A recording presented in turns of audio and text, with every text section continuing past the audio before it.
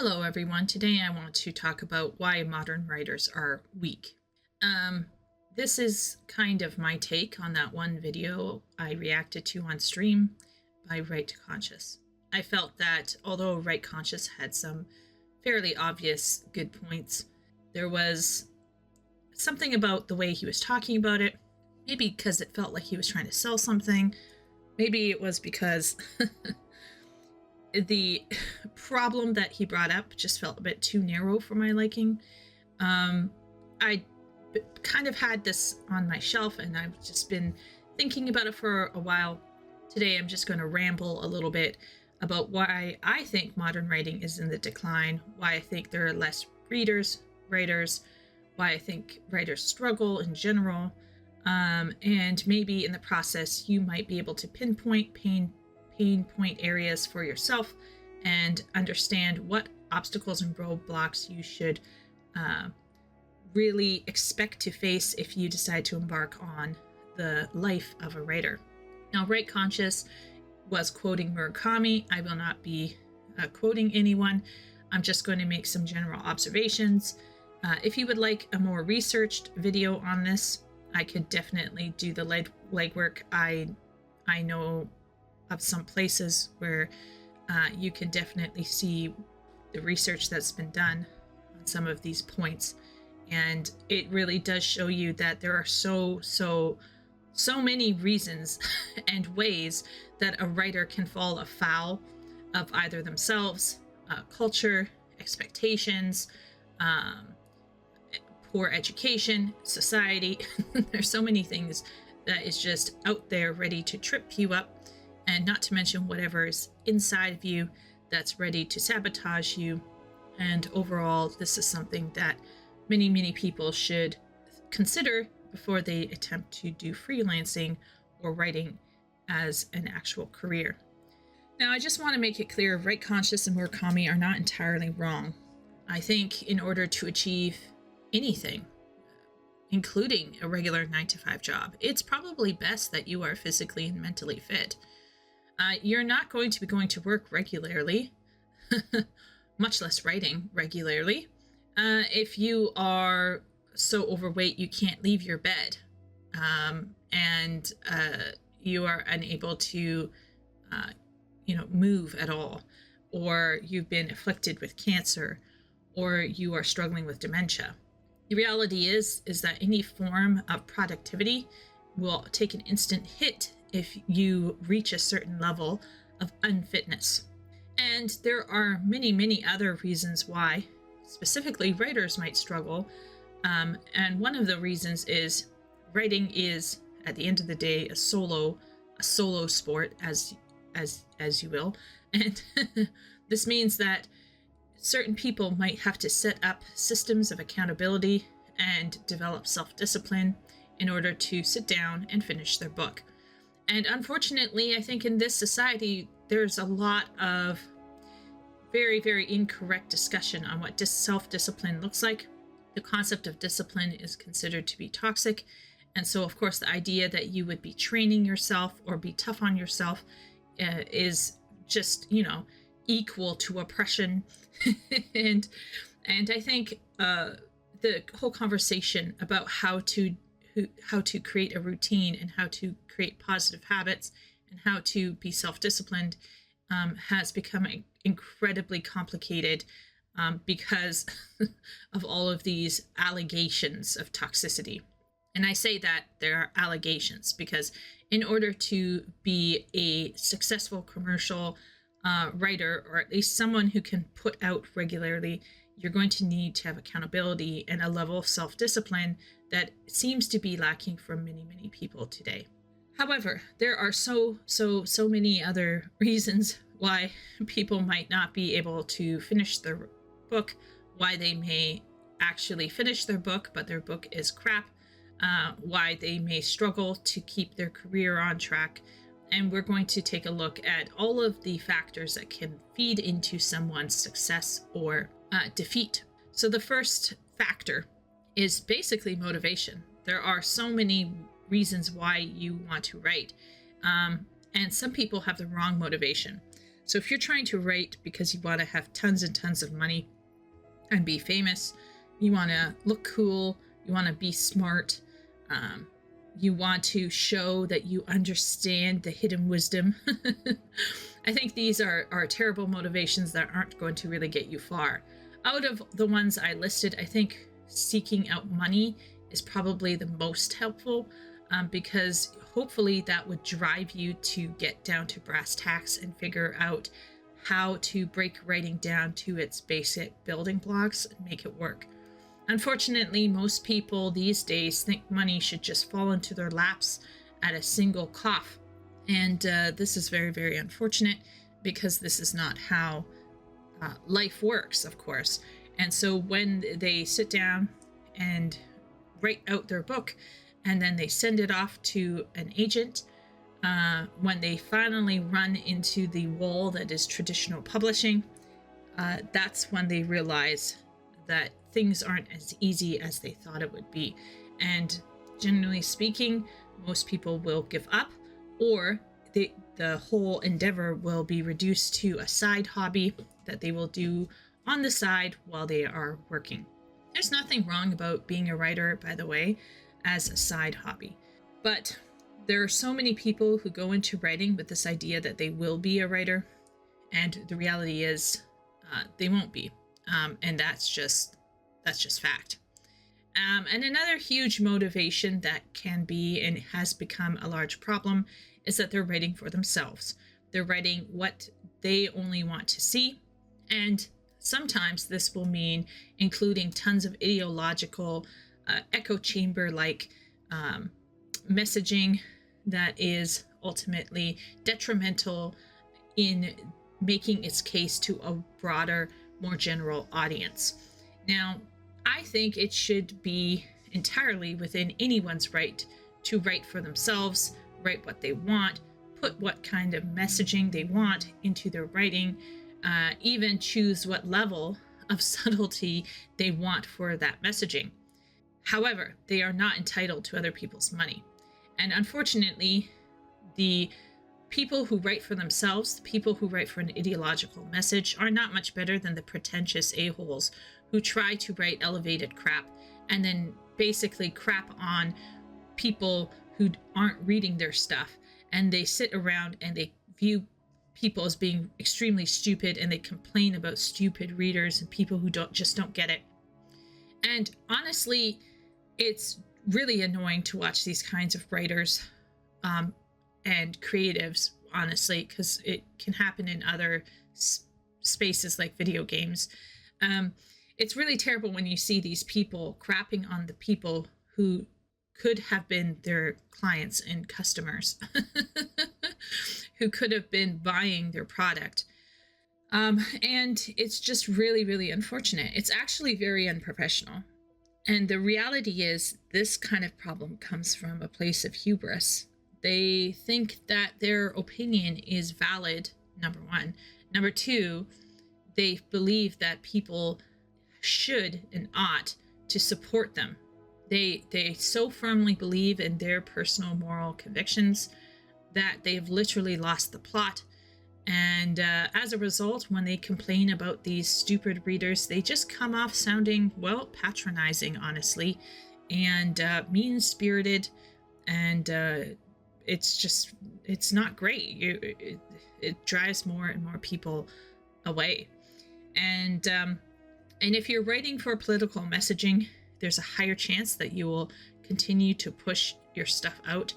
But unfortunately, that does not mean that you will improve, and that certainly does not mean that you will gain an audience. Because at the end of the day, while it's great to write for yourself, writing is still at its foundational core a form of communication, and it takes two to tango. It takes two people in a relationship to engage in the writing, reading sphere, and you cannot simply scream out into the void on your own. Now, of course, some people who have tons of money or who have a very good day job can continue to scream out into the void. I think my issue is when they go online and they act like they're entitled to readers. simply because their message is air quote good. I think that's when my teeth start grinding. I start going like, ah, you know. But the reality is that they can become incredibly disenchanted, jaded, and disgruntled as they realize that the general audiences who just want to have fun are not going to show up for some preachy messaging, and they either retire gracefully and accept their niche in their position, or they give up writing altogether. And some of them will give up writing altogether. So before you start writing, maybe think about, why are you writing? Are you writing because you have a story to share, because you're genuinely inspired? Are you writing because it's therapeutic and it's helping you? Are you writing because you want to make money? Whatever reason, you have to understand that depending on which reason you're holding to, you may struggle with motivation on some days more than other days.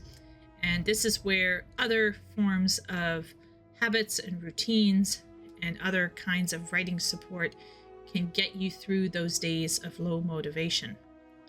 Now, the second reason why modern writers, I think, are weak is because of terrible education and zero experience. You see, public education skews to particular viewpoints and perspectives on learning. And this has resulted in some extremely unhelpful education. So, for example, not a lot of good reading is achieved because classics are being shit on. So a lot of the students leave school without reading any meaningful amount of classics. They're not expected to read more. They are not expected to write more. And they certainly have a very, very shaky grasp of grammar. So not only have these students not read enough, not only have they not written enough, they haven't even studied enough. And I know this because when I was in second year university, one of the TAs had to give a short seminar on how to write complete sentences in a second year English literature class. Second year. What are we doing? You should be knowing how to write a complete sentence and use a comma before grade 9. What is going on here? So, obviously, public school is failing our children. And why is public school failing? There's so many reasons. I'm not going to get into it, but long and short of it is, public school class sizes have increased due to lack of funding or other things. This has caused teachers to be weighed down too much. They simply can't catch everyone. And the size of the class means that certain disciplinary approaches are used, certain curriculum are used, and therefore students who are more biddable, students who will sit and focus quietly, are going to be rewarded more and will emerge more successfully than other more creative or rambunctious students. And of course, this is favoring female brains over male brains. So female-centric education, as discussed by Christina Hoff Sommers, has disadvantaged males, which also leads to specific focus on certain writing over others. And in tandem with this, other ideologies have filtered down from academia into the educational system, which has diluted concepts surrounding standards, as various standards are now being seen as oppressive. And as a result, students are therefore not challenged. There are no expectations. Parents are just floating through and don't care. They're checked out. And yeah, kids are emerging into university without enough reading, without enough studying, and then they emerge from university without anything else much more. And they basically are not even living. They haven't experienced anything. Some of these writers basically have grown up in the lap of semi-luxury in America, and they just haven't lived enough. They aren't cultured enough. They've come from middle-class families where they've been treated like princes and princesses, and so they have no real understanding of how to overcome any real obstacle. Their resilience is at a zero. And of course, between all of this and also a general lack of mentorship that can happen as people become more isolated, these young writers aren't able to develop writing on a technical level or even on a more personal or theoretical level. And so they haven't developed their voice, they haven't developed writing skills, and as a result, everything that comes out is just parroting what few crappy books they read in school or what they currently are consuming off the shelves. So it's no wonder, perhaps, that the romance writing, the romance novel industry is so successful. After all, they have an industry that is churning out things, it is innovating, and there are tons of women who are reading it and consuming it, and they learn the structures innately, and some of them can go out therefore and write it. But how are you going to write fantasy or sci-fi or any other kind of book if you aren't reading tons of it, and if you're not really, getting that finger on the pulse of that industry, of that particular niche of writing? And the reality is that it's very, very difficult for people to actually make any headway because, it's just very, very difficult. And as if this isn't all bad enough, there's a whole general issue of modern writers not being very strong in their writing because their reading has declined overall. So that will lead me to my third point. So this kind of comes off of the second point, but basically, considering our educational system, considering everything else, it should come as no surprise that fewer people are reading overall. Now, there are many, many reasons for this. First off, female reading is still pretty strong, okay? But even female reading has taken a hit. And the reality is that there's more variety in entertainments, which has resulted in more divided attentions. So basically, in my opinion, male readership took a real hit in the 1980s when the computer came around. And females are also still very much reading, but the reading is no longer being set aside for just books.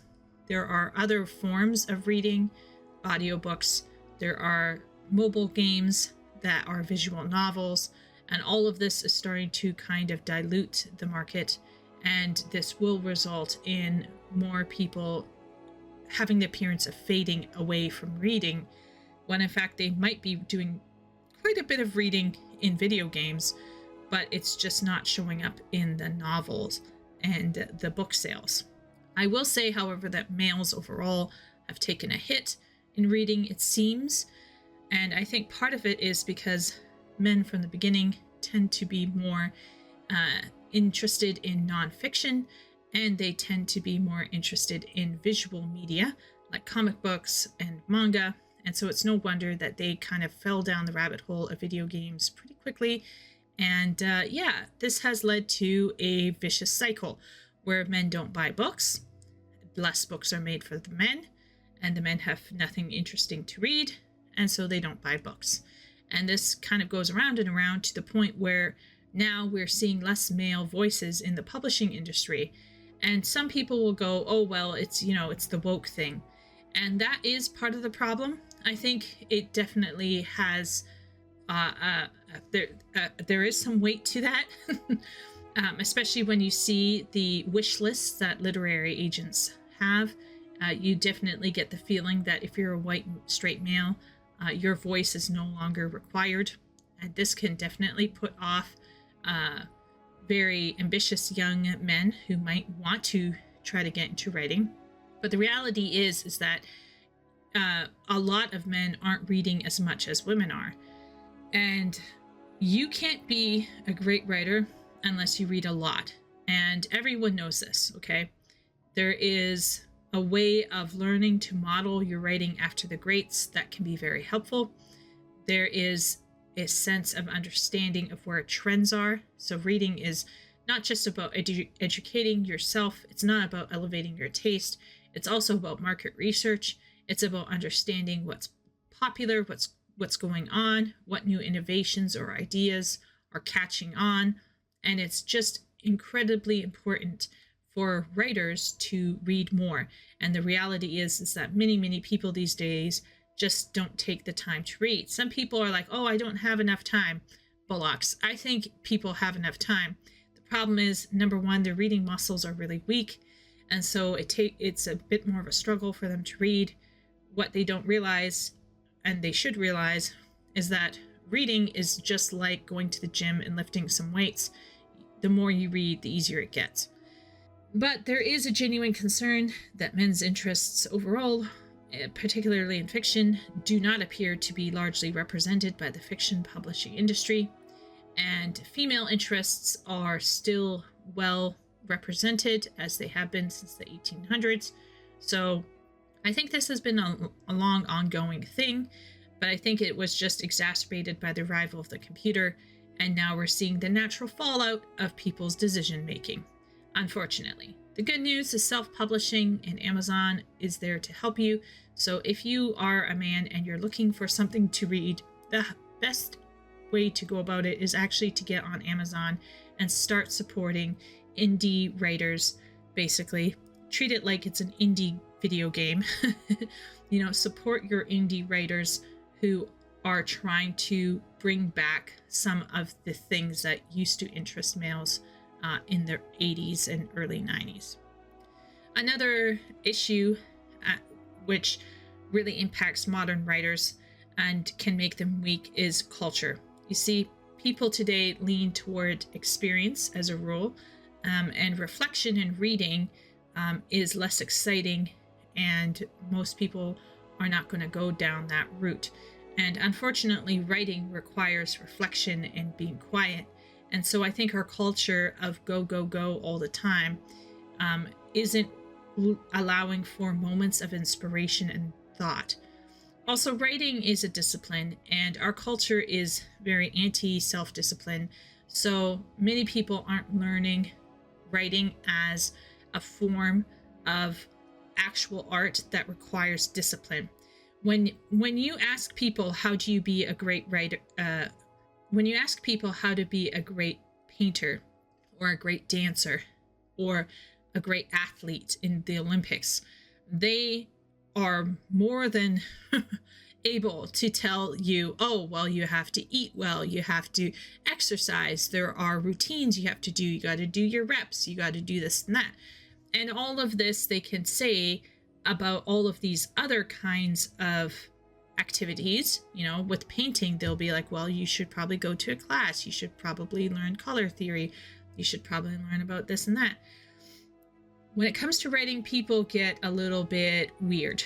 It's almost like writing cannot be actually taught. It's this idea that it just kind of seeps into your brain and you just know it, and you have your aesthetic and you have your voice, and that's it. And the reality is that that's not what writing is. I'm going to get into that in my next point, but this weird attitude about writing isn't a discipline when it in fact is, I think has resulted in a lot of modern writers not applying themselves in a very thoughtful and efficient way to improving their writing skills. Also, we are currently in a participation trophy culture where everyone gets a gold star regardless of whether they did anything meaningful or not. And as a result, a lot of these people are smelling their own farts, and they have this aesthetic kind of way of talking. And as you can imagine, people who are hung up on their aesthetic aren't ready to receive constructive criticism. It's just, it's not great. They aren't going to improve.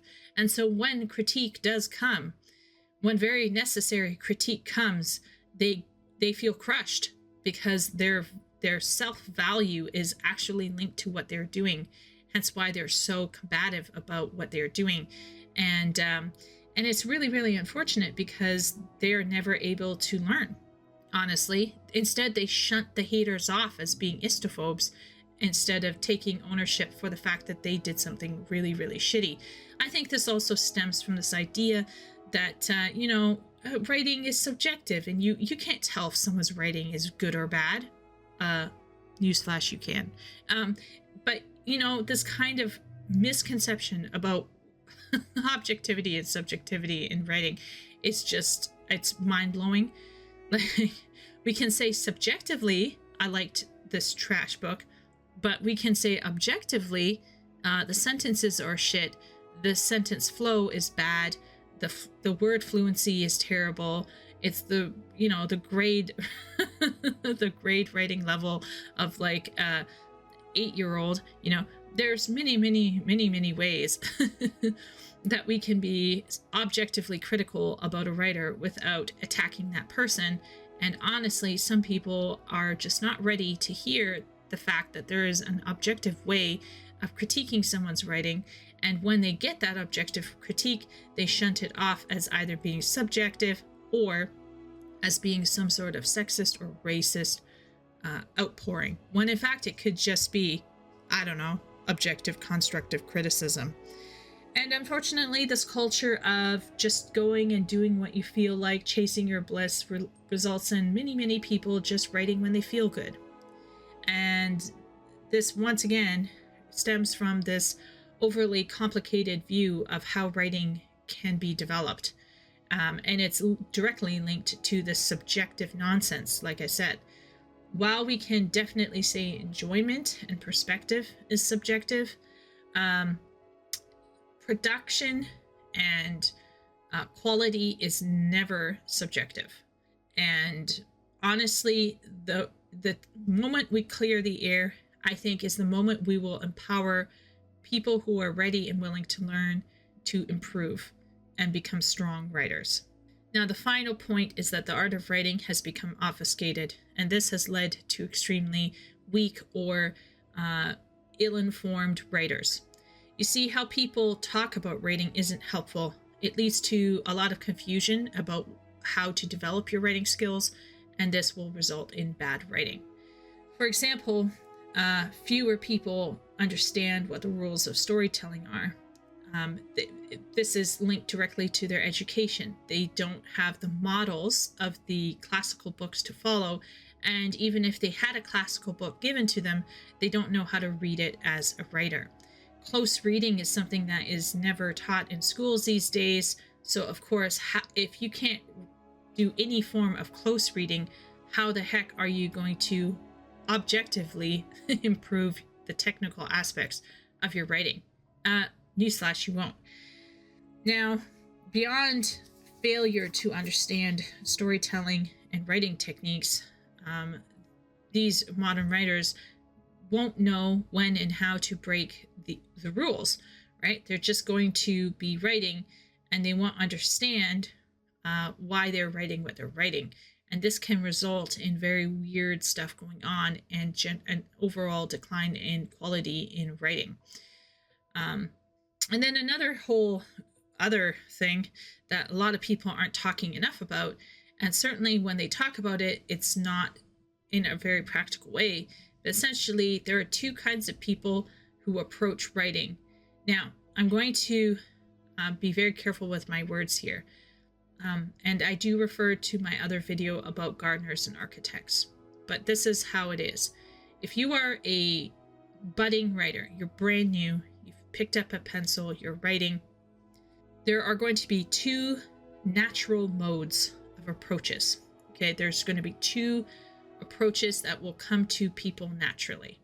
And these approaches can be tweaked and trained over time and matured over time to avoid the usual pitfalls.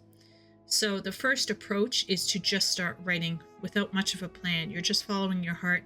Maybe in your head there is a mild sketch of something, but you're not sure how you're going to get there. You just know what kind of scene you want to achieve. Maybe beyond that, you don't know much. And this kind of thought that's going on in the head, this plan. Okay, this is talking about plans, not about the mental images that occur when you're writing. This mental thought or plan is not formulated at all in any meaningful kind of way. It's extremely in flux, and sometimes if there is a sketch, it's not highly detailed at all. It's just like, oh, I want there to be a happy ending with this and this, and that's it. So we call these people the gardeners because they nurse their story into being. It usually requires tons and tons and tons of editing and revisioning after you get the words down on the page. There's nothing wrong with this approach, by the way, especially if you're writing for yourself, you're writing for a personal reason, for therapy. It's totally fine. And in fact, there are many, many commercial writers out there who are gardeners, but they just have really, really good editing, and they have post-writing skills that allow them to kind of corral their writing into something that's meaningful and polished. But not everyone is just going to sit down and start writing. Some people like to plan first. They really like that planning. So they'll plan the world and the lore, they'll plan the characters, they'll plan the setting, they'll plan the plot, they'll plan each chapter. They'll break each chapter down into scenes. Each scene will be broken down into elements. They'll plan where the motifs will go. They'll plan how the foreshadowing will happen. They put down the clues that are needed for any kind of mystery that might be involved. These people are known as architects. And these extreme planners also have a lot of ability to put out stuff. Probably the positive thing about architects is that the post-writing phase, where the editing and revising go, is usually less painless because the vision has already been set and everything just needs a bit of polishing. There will be less issues with plot holes and contrivances and repetition, and overall it's a great skill to have to write as an architect, to plan as an architect, particularly if you want to go into commercial writing or ghostwriting. In fact, most SEO writing for blogs, if you want to stimulate the search engine optimization algorithms correctly, you really actually have to pre-plan how your blog is going to go, and that is drawing on the skills of an architect. Now, obviously, as I said, just because you naturally are a gardener or naturally are an architect doesn't mean that you're bad or good. It simply means that you have a specific skill set, either to follow inspiration or to follow a plan. Of course, as I mentioned in my previous video on gardeners and architects, there's pros and cons to each approach, and depending on who you are or what you are, you will have to watch out for various pitfalls. The good news is that gardeners can actually take on certain aspects of architectures in order to help them become more commercially viable and more, shall we say, reliable. And architects can actually take on aspects of the gardener to ensure that their writing doesn't become too dry and too stuck in a rut, too repetitive, and that they are able to take risks where necessary. Unfortunately, I think a lot of people who talk about writing and are more gregarious and are more outgoing and are more willing to mentor other people are unfortunately gardeners, and so many of them will just sit and say things like, oh, you will know, or oh, this will happen, or of course you will do this, and it's not very helpful. It's not very, very helpful at all, actually. And it really comes off as gatekeeping to a certain degree, because there is this kind of like, you'll find your voice, feel your core. And it just gets, it's like, what is this? And yeah, that is a huge issue. And instead of maybe training young writers to look at writing as being a series of abilities and techniques that they can hone, young writers are just kind of thrown in the deep end and expected to perform. And the sad reality is that long term, these writers won't know how to plan properly, they won't know how to follow through, and they will struggle with things like procrastination. You see, for me, as a writer who has done a lot of ghostwriting, I totally know now where my pain point is. If I'm procrastinating, it's because I don't know what I should be doing. And if I don't know what I should be doing, it means I haven't planned it. And so, as an architect, I know exactly why I might be struggling with motivation. And so, I know how to take the steps to deal with that. But not all writers have achieved that level of awareness of both the writing style and the pain points and how to deal with those pain points. So, if you're interested, you should watch my gardener and architect video and figure out which one you are, and then tackle the pain points as necessary. Another little issue, of course, that's going to make everything else even more difficult on top of the lack of education and all of this cultural stuff that's putting a lot of pressure on writers, or not enough pressure on writers, the fact that people aren't reading as much and everything like that. I think modern writing is going to now face another hurdle, which is dealing with AI. Reliance on AI, particularly among students, is going to be not great. Basically, I'm already starting to see certain students looking to AI to help them write academic papers, and this is a big problem, because what people don't understand about writing in school is that writing in school isn't just about practicing grammar for the sake of grammar. It's actually a form and method of thinking that encourages critical reading, critical thinking, critical writing, and logic, organization, and communication skills. I could go on and on, so I'll probably keep it for another video. But with the advent of the AI, more and more students and more young writers are in danger of basically failing to push themselves and grow as people. And this will not just impact their writing skills because AI is shit, but it's also going to impact their mental and critical skills. And this is something that I think some certain institutions are just fine with, but I am, of course, very concerned about our young people's increasing lack of being able to formulate a sentence and a thought. And see, that's the thing. You can have a good thought, but your thought isn't going to do much if you can't get it out and you can't say it in a way that is meaningful and understandable for other people. And even if you went to a very good school and you learned how to write a sentence, if you can't formulate any kind of thought in order to, write that sentence, that is also another big problem. So what I've talked about here today is really just about why modern writers are weak. I think there's so many factors that go into why any writer might be struggling. And really, that is just the tip of the iceberg. That's just leading up to writing. That's just finishing the book. What happens after you get the book? Well, then there's the whole struggle of getting published, of getting seen, of getting read. Right? And so then you have to think about, is my book cover looking great? Have I done the marketing that I need to do? Is my, premise catchy? Is my tagline great? Does my Amazon book description bang? Are my ideas new and inspiring, right?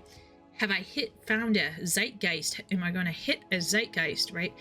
Is there some kind of appeal to certain readerships? What does my profile look like? How can I keep and grow a fan base and all of that? And it's just a whole process that can be so incredibly difficult. And the reality is writing is not for wimpy people. There is this concept that writers are just stay-at-home, sedentary, wimpy people, and that doesn't need to be the case. Now, unlike Murakami, I don't think that you actually have to go out and do jogging for kilometers in order to prove that you are not a weak and wimpy person. But at the same point in time, I will say that our culture, by having all of this participation trophy nonsense, has not trained us to have the necessary self-discipline to force ourselves to sit down and engage with something that might not excite us in that moment. And our education hasn't given us the tools in order to recognize when our writing is wrong or when our approaches to writing are less than efficient and helpful. And our understanding of writing, both the techniques and the approaches to dealing with a writing project, are so flabby or so disorganized as to not be very helpful for any young writer. And so as a result, I think a lot of writers are just copying other writers that they have read that are equally terrible. And we are just going to continue spiraling down in an increasing rate of declining quality, and it's just going to suck. So I don't know if things will get better. I imagine that things will probably get worse before they get better. But the reality is that today, just like yesterday and the day before yesterday, and even back to the 1800s, there has always been the clash of the lack of quality that somehow, regardless of the lack of quality, maintains the highest quantity, overwhelms that which is high in quality but does not have much in quantity. And so honestly, it is just a real shame, because we just see how easy it is for diamonds in the rough to get buried, and for every 100 crappy ideas that get put out there, only one is going to be amazing, and that is just a fact. So yeah, that's my take on why modern writers are weak. I hope you enjoyed it. Leave your comments in the comment section down below, and let me know if I missed any other possible reasons why modern writers are weak. Thank you for tuning in. I'll see you next time.